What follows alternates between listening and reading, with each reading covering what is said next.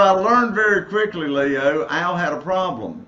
He had over $1 million in his checking account, and he didn't know what to do with it, where to put it. He didn't want to put it in the local bank and make that kind of little bit of interest.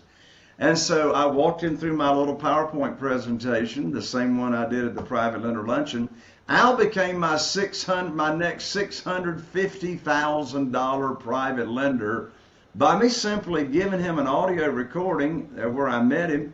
And notice I didn't follow up with him. He's chasing me after he listened to this little 16-minute introductory. You see, that audio does not spill the beans. It doesn't tell the interest rate or the length of the note, but it piques curiosity. And the purpose of that 16-minute audio is to get a potential private lender's greed glands in their neck swelling up so they can't wait to hear the details of the program and the opportunity. If you're a real estate investor and are wondering how to raise and leverage private money to make more profit on every deal, then you're in the right place. On Raising Private Money, we'll speak with new and seasoned investors to dissect their deals and extract the best tips and strategies to help you get the money, because the money comes first. Now here's your host, Jay Conner. Jay, thank you so much for joining me on my podcast today.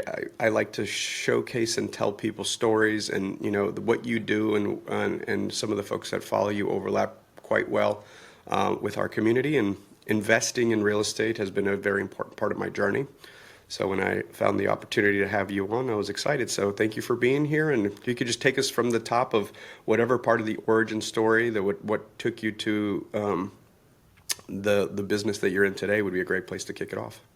Sure, Leo. Well, first of all, thank you so much for inviting me to come along and talk about what I'm so excited and passionate about, that being private money, because private money in my real estate investing business has had more of an impact than any other strategy or anything else that I've done. So how in the world did this come about? Carol Joy, my wife, and I, we started investing in primarily single-family houses. Now, I've done shopping centers and condominiums, but the focus since 2003 has been single-family houses here in eastern North Carolina in a very, very small area. Our total target market is only 40,000 people, and our average profits for the past 12 months have been $86,000 per transaction. And I don't share that, Leo, to brag at all. I share that to make a point. And the point is, there's an argument to be made to be a big fish in a small pond. So I don't have that many competitors here in our small area. And we do all kinds of marketing to find off-market houses and etc. So anyway, from 2003, when we started, until January of 2009, our very first 6 years, all I knew to do, Leo, to get my deals funded was go to the local bank or the mortgage company and get on my hands and knees and say, please fund my deal. And the banker would make me pull up my skirt and show my personal assets and have my credit score pulled and all that stuff. So it was traditional financing. You know what's funny, Leo? Back then, I didn't even know what hard money was. Never heard of it. That's because I live underneath a rock here in eastern North Carolina. Nonetheless, in January of 2009, Leo, everything changed. I called up my banker. His name was Steve. He had been my banker for 6 years. We'd done a lot of deals together. And I called up Steve in January 2009, and I told him about these two houses that I had under contract to purchase. And I thought I still had a line of credit at the bank. Nobody had told me otherwise. And so in the middle of that conversation, Leo, Steve informs me that my line of credit has been closed with no notice to me. And I said, Steve, what in the world are you talking about? Closing my line of credit. We got a great 6-year relationship. Always made my payments on time. I've got an 800 credit score. Why is the bank shutting down my line of credit? Steve said, Jay, don't you know there's a global financial crisis going on right now? I said, no, but you just gave me a financial crisis. I don't have a way to fund these two deals, which had a potential profit of over $100,000 just on these two deals. And so Steve proceeded to tell me, sorry, we're not loaning money out to real estate investors or any other real estate investors. So I hung up the phone, Leo. I sat here at this desk for a moment and I thought to myself, what am I going to do? Well, I have choices. I learned from Jack Canfield the formula as to how to be in control of your destiny, which is E plus R equals O. That's the event that happens in your life.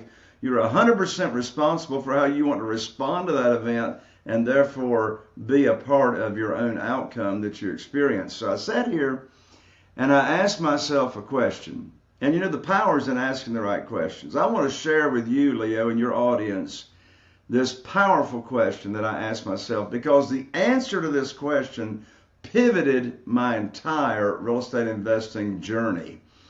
And the question I asked myself was, and by the way, this question will help solve any problem anybody has. And you know, these people running around saying, oh, every problem's an opportunity. I want to throw up. I want to be the Kool-Aid guy that runs into the brick wall on TV. I didn't have an opportunity. I had a problem. Let's face the facts. Now, this opportunity or this problem became an opportunity, but at the moment it's a problem. So here's the question I asked myself. I said, Jay, who do you know? It's not how, it's who. Who do you know that can help fix your problem? And that question will help fix any problem. Health, finances, career, relationships, it doesn't matter. And you know what's interesting, Leo? When I asked myself that question, I immediately thought of a dear friend of ours, Jeff Blankenship. He lived in Greensboro, North Carolina at the time, and he was investing in single-family houses. So I said, hey, I bet Jeff can help me. I called up Jeff and I told him what had just happened with me and my banker over the telephone. And Jeff said, well, welcome to the club, Jay. I said, well, what club is that? I'm not sure I want to be a member. He said, well, my bank just shut me down last week. I said, well, Jeff, how are you going to fund your single family house deals? He said, well, have you ever heard of private money? I said, no, what's that? He said, well, have you ever heard of self-directed IRAs and how individuals can move retirement funds over to a self-directed IRA company, and the interest that us real estate investors pay them is either tax-free or tax-deferred? I said, Jeff, I don't have a clue what in the world you're talking about. What's private money? He said, well, there's this gentleman down in Jacksonville, Florida, by the name of Ron LeGrand.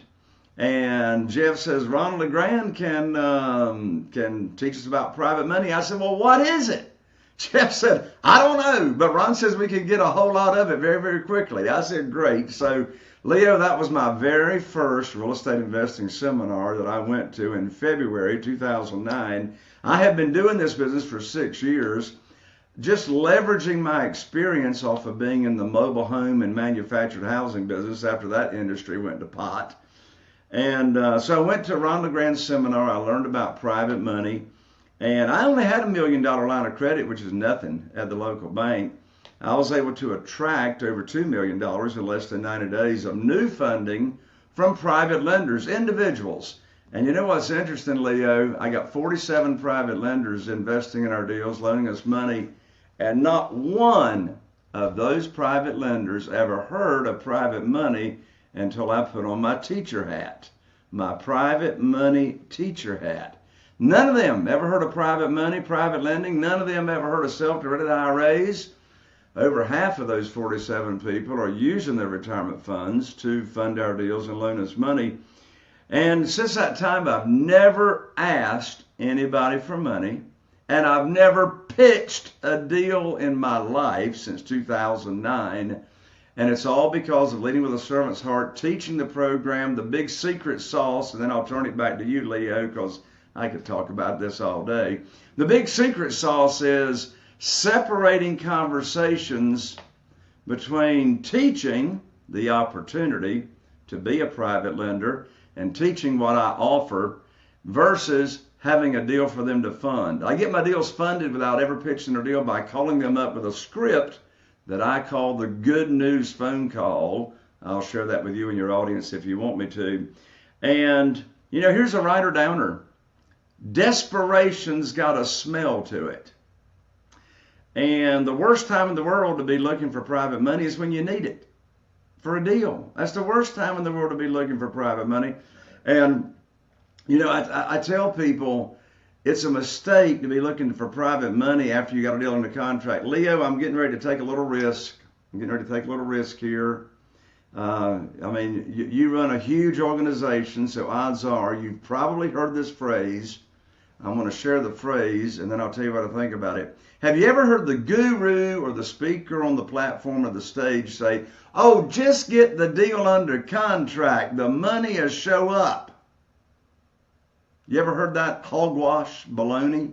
Or they'll say, "Oh, money finds good deals." I mean, has money got legs and running around?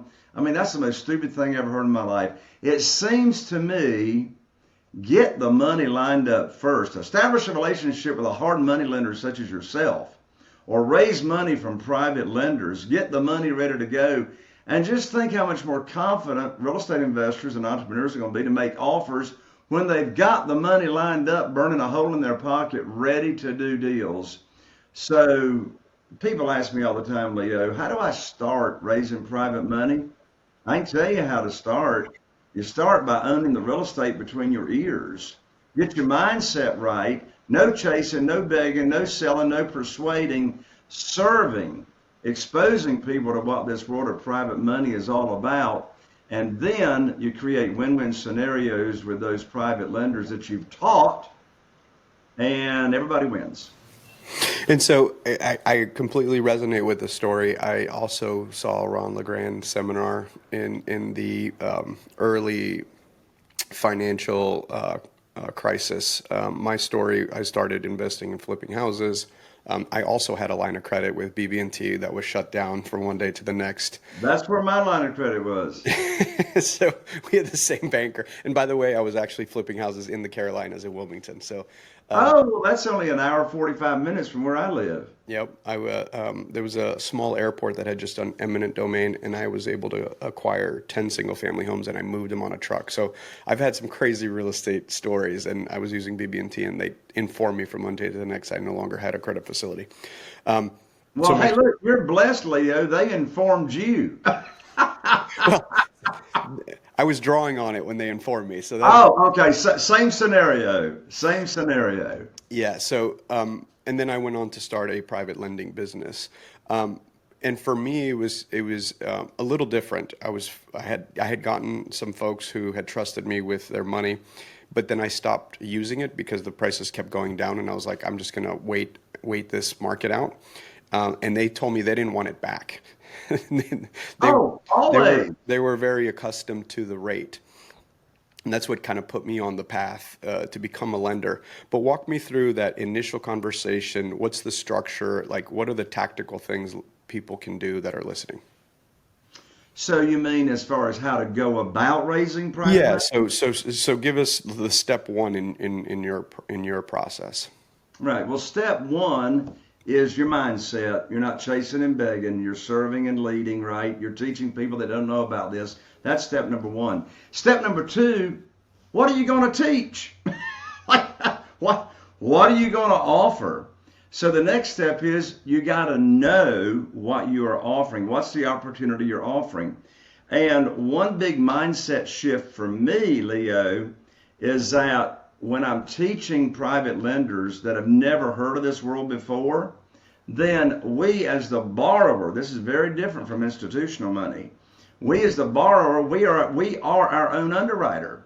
We set the interest rate, we set the length of the note, we set the maximum value to after repaired value, which is 180 degrees from traditional institutional lending, because 99.9% of the time, it's the lender, he or she who has the cash, that makes the rules. So here's another big mindset shift. We're offering an opportunity, and here's the interest rate that we're offering, et cetera. For example, since 2009, when I started, I've been paying all my private lenders 8%, no points, a maximum of 75% of the after repaired value, loan to value. Length of the note is typically 2 years. However, most of the time we don't use it that long. And so what's the next thing you do? What is the opportunity that you are teaching, right? And with your permission, Leo, at the end of this show, I'll actually give my book for free to your audience, Where to Get the Money Now, and ship it to them. And in the book, I go over the entire program that I taught and I still teach my new potential private lenders. So what are you going to teach? Know what it is that you're offering. And then the next step is make your list from your own contacts, your own network. Who do you go to church with? Who do you see regularly on a weekly basis that the trust factor is already in place? And so I'll share a short story that explains these steps. I was thinking of a gentleman named Wayne that Carol Joy and I went to church with. He's passed away now, unfortunately. But it was a Wednesday night, Leo, at Bible study here at the Morehead City Church of Christ in Morehead City, North Carolina, on Barber Road. Well, Carol Joy and I, we've been a member of that church for a long time. I walked into the foyer. Now, bear in mind, I had just gotten cut off from the bank, but I had put my program together as to what I wanted to offer an opportunity to potential private lenders that never knew anything about this world. I walked into the foyer and I looked at Wayne. I saw Wayne there. I walked up to him and I said, Wayne, I'd like to visit with you confidentially for a few minutes after Bible study, if you got a few minutes. He said, well, sure, Brother Jay. So we had Bible study and we got together in the nursery right after Bible study on that Wednesday night. Leo, here's exactly what I said to Wayne. Remember, I'm not begging, chasing, persuading, selling, and I'm not asking anybody for money. Here's exactly what I said to Wayne. I said, Wayne, you know everybody in this town. And he did. He was the Zenith television dealer way back when in Morehead City, North Carolina. Now, if you're listening to this show and you don't know who the Zenith television dealer was, that means you're too young to remember life before Walmart came to town. You actually bought your TVs from the Zenith dealer. He would finance your TV. He'd come to your house and repair your TV. Well, Wayne had put a TV in practically everybody's house in Morehead City. And I said, Wayne, you know everybody in this town. He was well connected with the Rotary Club. I said, and here's the magic phrase. Here's the magic phrase. I said, Wayne, I need your help. I said, I've now opened up my real estate investing business by referral only. And when you run across somebody that's complaining about the volatility of the stock market or making hardly any money in the local bank in a CD, would you refer them to me and I'll tell them about the insane rates of return that I'm paying my investors? Well, what do you think Wayne said? Wayne looked at me and he says, well, now, Brother Jay, what you got going on there? And I said, well, are you saying you might be interested? He said, well, I might be interested. I said, why is that? He says, well, we're losing money in the stock market, he and his wife. I'm only making 3%, that's what it was in 2009, in the local bank in a CD. He says, what kind of rates are you paying? I said, well, Wayne, that sort of depends on the deal. I said, what sounds high to you? He said, well, I'm getting 3% at the bank, losing money in the stock market. He said, I don't know, maybe 5 or 6%. I said, Wayne, I can't pay you 5 or 6%, but I can pay you 8%. He said, put me down for $250,000. And so the next day, on Thursday afternoon, I went to his and his wife's home, and I sat down, and I brought them and put on my teacher hat. I brought them the entire program as to what I do with my private lenders. How am I going to protect them? I don't borrow unsecured funds. They get a deed of trust. I name them on the insurance policy as the mortgagee to give them another layer of protection. And so I went over the program with them, and after 2 cups of coffee, Leo, that $250,000 became $500,000 that they wanted to invest. Because you see, a new private lender always has more than they tell you, right? As you very well know. And so they became my very first private lenders. I didn't bring up any deals, but then I called them up within a week with the good news phone call. And Leo, would you like for me to share the script of the good news phone call? Absolutely. And before you go there, so it basically you set up the money on call until you find a deal? Correct. All right. Important part of the process. Okay. Very important part of the process. That way I don't have to pitch, right? Mm-hmm. So, Leo, let's you and me do a little role play. Let's do a little role play. By the way, what kind of tea are you drinking this morning? I love hot tea. That is it's a ginger matcha green tea Hush! with with with I a love, with a squeeze of lemon. I love ginger and jasmine green tea mixed together. That's my go-to. Anyway, I digress. So Leo, let me share the script of exactly what I say in the Good News phone call to a private lender when I've got a deal for them to fund. So Leo, let's do a couple of hypothetical assumptions. First of all, let's assume that you and I have been friends for a while. We've got the trust factor with each other. Let's say we go to church together for sake of, conversation. And let's also assume, Leo, that I've taught you my program. I've taught you what I pay, how you're protected, with no deal attached to it, and you like the program. Let's also assume, Leo, that you have a 401k retirement fund with a previous employer. You've left the employment. The 401k is still with that plan administrator of that previous employer. And let's say you got $150,000 sitting over there and you don't like how it's performing. Let's also assume that in my teaching to you of this opportunity, let's assume I have introduced you to a self-directed IRA company and a rep that I recommend. And let's also assume you've moved that $150,000 over to the self-directed IRA company. And I have promised you I will put your money to work for you just as soon as possible. So there's the setup. I call you up on the phone, and here's the script of the Good News phone call. I say, Leo, I've got great news for you. I can now put your money to work. I've got a house under contract in Newport, North Carolina, with an after repaired value of $200,000. Now, the funding required for the deal matches up to what you've got, $150,000. Now, closing is going to be next Monday a week from Monday, and I'm going to need for you to wire your $150,000 to my real estate attorney's trust account. I'm going to have my attorney email you the wiring instructions, so you'll need to email those funds from your self-directed IRA account to my real estate attorney by a week from today, by next Friday. End of conversation. Now let's unpack that for a second. First of all, the most stupid question I could ask Leo is, does he want to fund the deal? Of course he wants to fund the deal for 3 reasons. Number one, Leo trusted me to move his money to the self-directed IRA company that I introduced him to. Number 2 reason Leo wants to fund my deal is because Leo knows I'm not going to bring any deal for him to fund unless it matches the criteria of the program that I already taught him. He already knows the underwriting and the terms. Notice, funding was $150,000, 75% of the after repaired value.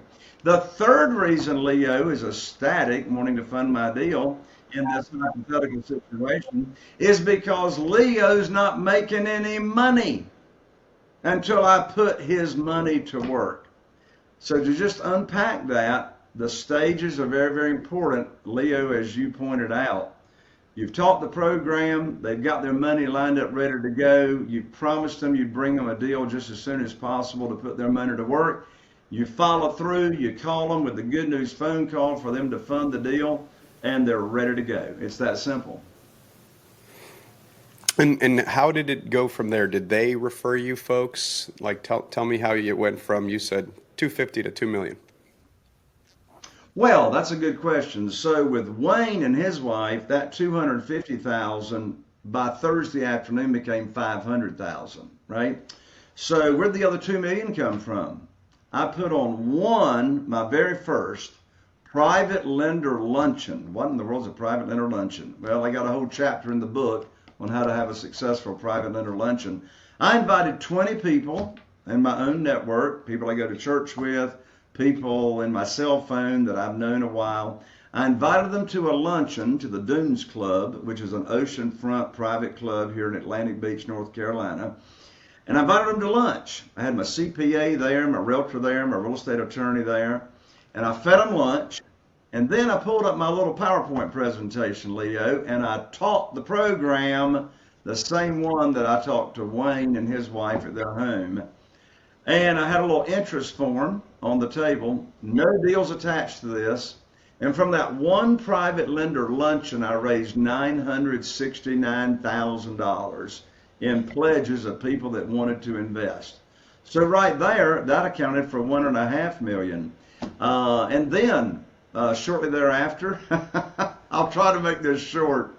I wanted to lose some weight, right? I've been wanting to lose weight all my life. So anyway, I was born and my mother put me on a diet. But anyway, I was wanting to lose some weight, and here in Morehead City, Leo, there was this pharmacy called the Medical Park Pharmacy, and they were having a little clinic on Monday night at 7:30. They were selling these female hormone drops, and you put them under your tongue every morning. It'll kill your appetite, and you lose 30 pounds in 30 days, and eat all the Cheetos you want. So sign me up, right? I'll buy anything. Well, while I was there at the pharmacy, Leo, I met this guy named Al. I had never met Al before in my life. Well, let me just tell you, Al needed more hormone drops than I did, if you know what I mean. He was Big Al.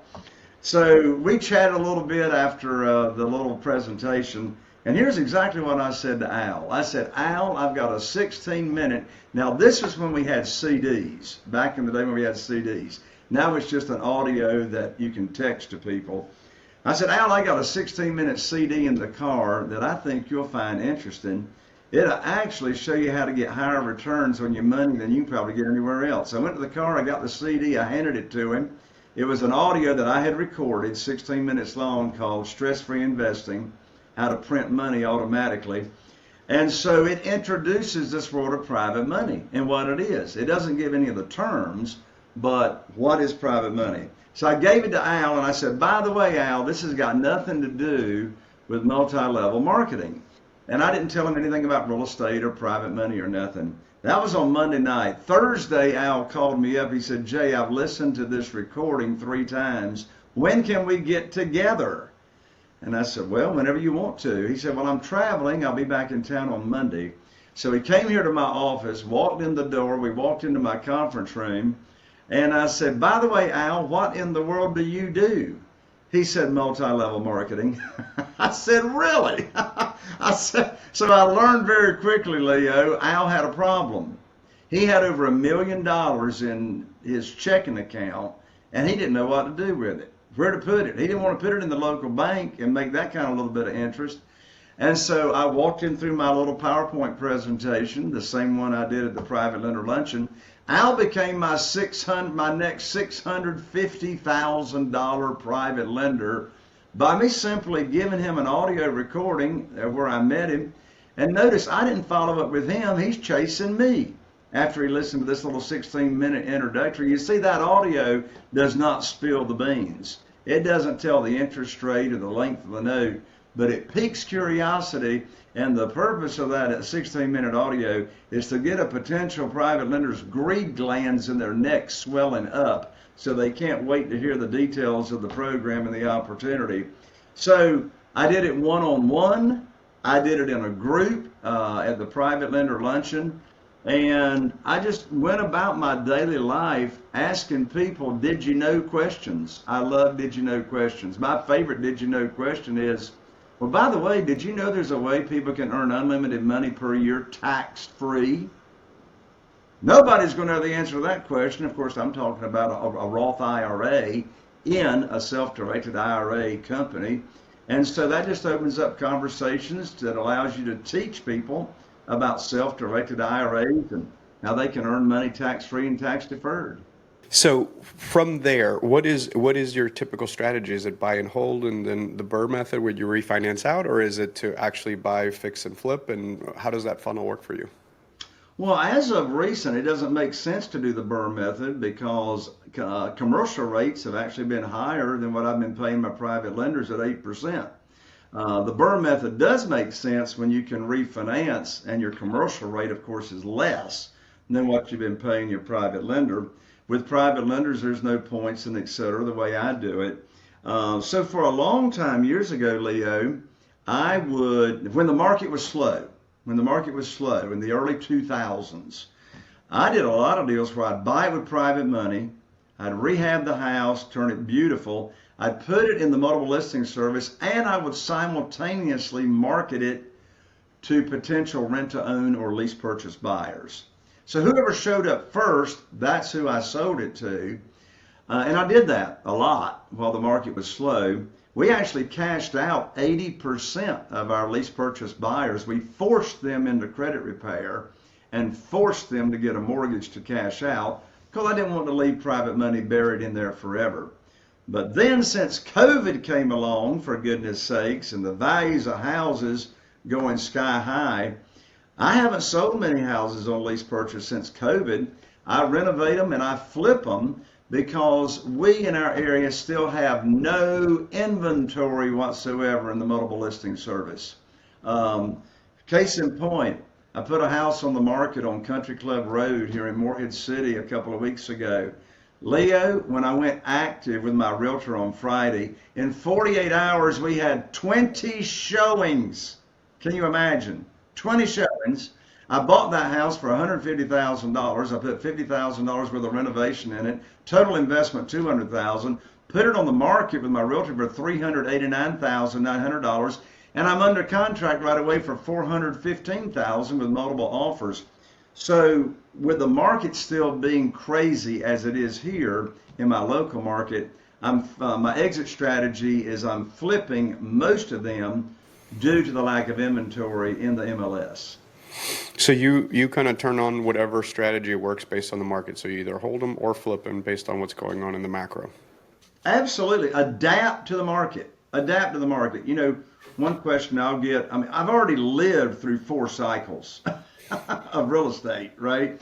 And sometimes I'll get the question from people, they'll say, well, Jay, aren't you concerned about, you know, the market going down, the real estate market going down, et cetera?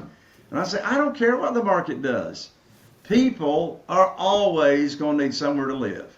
They're always going to need housing. And if I need to sell a house on lease purchase or rent to own to adapt with the market, then that's fine. I can actually buy them upside down with them owing more money than they're worth, because if I sell on lease purchase, I'm going to collect a large non-refundable lease option deposit. The legal term is an option fee. And then as long as I can collect per month more than the underlying debt on that house, then, you know, I'll sit on that house forever, because I know from experience, the longer you own a property, the more money you make. And do your investors ever want to participate in a different function than just as a lender, or do they get curious about what it is you do to create those returns? 1 out of 47. Actually, 1 out of 48, because he passed away. And I'm not talking about Wayne. I'm talking about a different private lender. So this particular private lender that I'm speaking of, very smart, entrepreneur, owned his own business, a wealthy guy. And so he had been a private lender with me for maybe, I don't know, 2 or 3 years at least. And he calls me up one day and he says, Jay, I've enjoyed, that past tense always sort of puts you on your heels, right? He says, I've enjoyed being a private lender and the rate of return you've been paying me. He says, but I really don't want to do that anymore. I want to participate in the deals and get a percentage of the profit in the back end. And I said, well, I don't blame you for asking, but that's not my business model. You see, too many cooks in the kitchen burns the toast. If you want to get a percentage of the profit and a part of the back end, then you know what? You need to do what I do. You need to go look for deals. You need to spend money on marketing. You need to negotiate deals. You need to oversee general contractors. Unless you're just, if you're tired of just sitting back collecting checks and doing nothing, if you want a percentage of the profit, then you need to be an operator. And what would you say are the tips or the best strategies to source deals? Because I think that's the hardest part of the funnel that people particularly today in today's market, it's challenging to find the deals. Obviously, they're not in the multiple listing service for the reason I just said. I put a beautiful home in the MLS. I got 20 showings in 48 hours. I haven't bought a house out of the multiple listing service in over 5 years, since before COVID. So where do we find these properties? Well, more than one place, and so I'll share with you right now. Number one is Google pay-per-lead. So I don't do Google pay-per-click, but Google pay-per-lead. I got 7 different vendors that supply me and my team and my acquisitionist. I've had my acquisitionist with me that talks to all my sellers for 20 years. Her name is Kim. And so we have 7 vendors that are providing us leads of off-market houses, people that do not have their houses in the multiple listing service, that are motivated to sell for whatever reason. Moving out of the area, somebody passed away, somebody lost a job, somebody got a divorce, etc. So Google pay-per-lead. Another large market is inherited houses, inherited properties. I'm thinking of a particular inherited property. Last year, in fact, a year ago next month, had a Google pay-per-lead come into my marketing funnel. It was an oceanfront condominium at Pine Knoll Shores, North Carolina, on the island right down from Atlantic Beach. And not only was it an inherited property, it was vacant. The son lived in South Carolina, and it's going to the foreclosure courthouse steps for sale in 2 weeks. Lots of layers of motivation. So long story short, I bought that house using private money, that condominium I should say, for $425,000. I put $11,000 worth of paint and touch-up in it, and I sold it very, very quickly for $615,000 right away. The point of that story is, if I hadn't had the Google pay-per-lead coming in, I would have missed out on that deal. A real estate investor would have bought it at the courthouse steps. And if I hadn't had private money to close in less than 7 days, that's a big thing right there. With private money, I close deals in 7 days or less when we need to. So Google pay-per-lead. We also direct mail inherited properties, heirs of inherited properties. In addition to that, Leo, since 2004, we've been mailing every person, family that's facing pre-foreclosure in our target market here locally. And we're taking advantage of nobody. We're again leading with a servant's heart. Most of these people will sell to us subject to the existing note without even needing private money. And we don't buy it for what they owe. We put $3,000 or $4,000 in their pocket to actually help them get back on their feet. So we direct mail people facing foreclosure. I have a full-time outbound caller and texter, and we are now using a list provided by one of the very first AI Driving for Dollars services. I met this guy in a mastermind that I'm a member of. So that's outbound calling and texting. And so we use all kinds of, networking. Networking is a big part of getting leads. Networking with realtors that have a house that needs repair, and they're really sort of hesitant of putting it in the multiple listing service. So having multiple relationships with multiple realtors also as well. There's more, but those are the main ones. Well, that is fascinating how that journey started and where it's come. So where can people find you and your content? Why don't you share that as we wrap up?